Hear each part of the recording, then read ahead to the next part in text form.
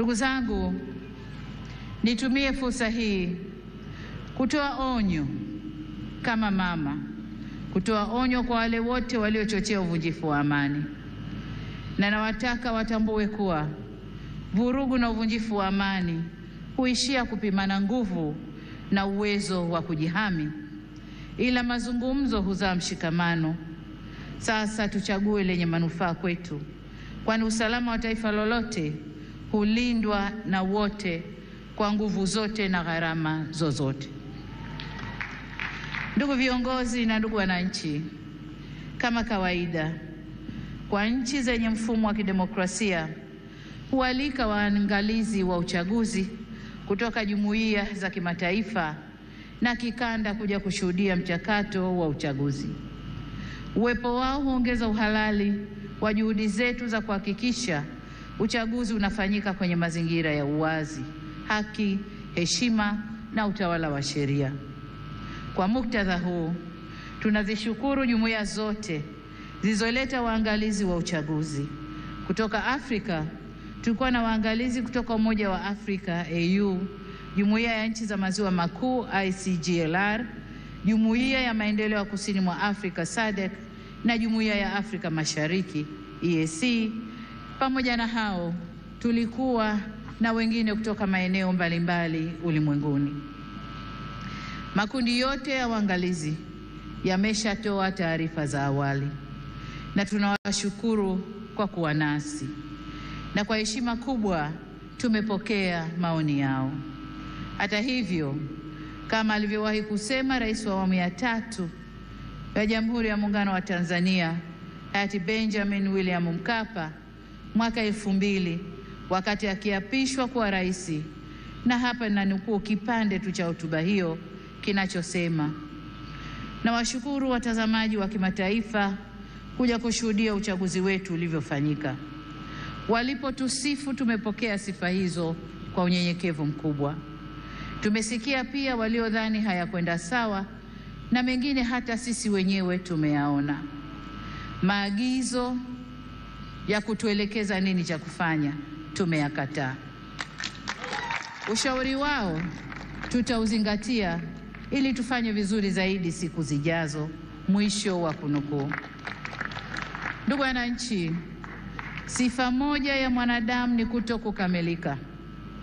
Aliyekamilika kabisa bila kasoro yoyote ni Mwenyezi Mungu peke yake. Ndio maana katika shughuli au harakati za wanadamu tunaunganishwa na mawasiliano, mazungumzo na maelewano. Au kwa maneno mengine, tunaunganishwa na uwepo wa suluhu. Suluhu yenyewe sio suluhu mimi, lakini hata suluhu mimi nitafanya kazi yangu ya kuunganisha taifa. Kwa hiyo tunaunganishwa na uwepo wa suluhu ya mambo katika jamii zetu.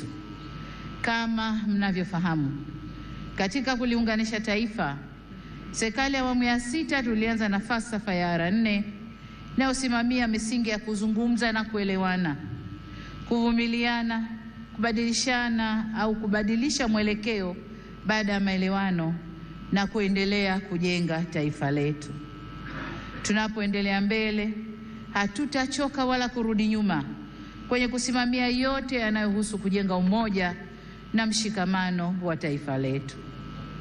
Ndugu wa Tanzania, mkusanyiko wetu leo hapa sio kwa ajili ya kuwazawadia walioshinda kwenye uchaguzi, la hasha, bali ni matakwa ya kikatiba ya kukabidhiwa dhamana ya kuwa mtumishi mkuu wa taifa katika kuleta maendeleo endelevu kwa maana ya uimara wa kiuchumi, kisiasa, kidiplomasia na kijamii. Ili tuweze kuyatimiza hayo, hatuna budi kuhakikisha tunahimizana umoja na upendo kwa nchi yetu. Tunadumisha amani na kuheshimu sheria za nchi. Kinyume cha hayo, maandamano, vurugu, uvunjifu wa amani husababisha maumivu na havileti manufaa wala faida kwa yoyote yule. Ni wasihi wa Tanzania, tuchague hekima badala ya ghadhabu, busara badala ya mihemuko, upendo badala ya chuki, uvumilivu badala ya vinyongo, umoja badala ya mgawanyiko, na amani badala ya vurugu. Lakini vile vile ni wajibu wetu kuchagua unyenyekevu badala ya kiburi na huruma badala ya hasira. Taifa letu ni moja na lina nguvu zaidi kuliko mtu yoyote yule. Demokrasia haipimwi kwa nani kashinda uchaguzi, bali kwa jinsi tunavyoendesha mambo yetu baada ya uchaguzi. Tutakuwa na nguvu zaidi pale kila sauti chanya au hasi zitakaposikilizwa, kuheshimiwa na kuthaminiwa, na vile vile tunapoweza kuponya wenye maumivu. Hii si kazi ya upande mmoja wa serikali peke yake, bali ni kwa kila jumuiya za wananchi, vyama vya siasa, dini zetu na kila mwananchi. Na hapa nitumie fursa hii kuwashukuru kwa dhati ya moyo wangu viongozi wa dini waliohimiza amani na upendo katika kipindi chote cha kabla uchaguzi, wakati wa uchaguzi na sasa baada ya uchaguzi, wanavyoendelea kuhimiza amani na upendo. Ndugu zangu, nimeamua kutumia jukwaa hili leo kushukuru na kupongeza kwa kumaliza uchaguzi, kuhimiza umoja na mshikamano wa kitaifa, na kusisitiza kwamba Jamhuri ya Muungano wa Tanzania kama taifa ni muhimu zaidi kuliko matakwa binafsi ya mtu yoyote. Masuala ya mwelekeo wa kazi za serikali kwa miaka 5 ijayo na ufafanuzi wa kina wa hatua zitakazochukuliwa kutekeleza dhana ya kazi na utu utatolewa katika hotuba ya uzinduzi wa Bunge la 13 la Jamhuri ya Muungano wa Tanzania. Baada ya kusema hayo, niwashukuru wote kwa kujumuika nasi kwenye tukio hili muhimu na la kihistoria.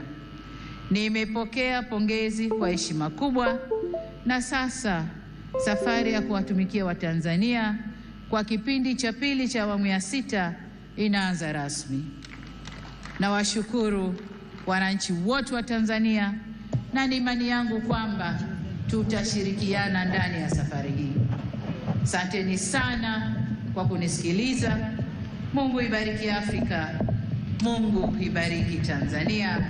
Amen, amen, amen. Asante sana Mheshimiwa Rais wa Jamhuri ya Muungano wa Tanzania.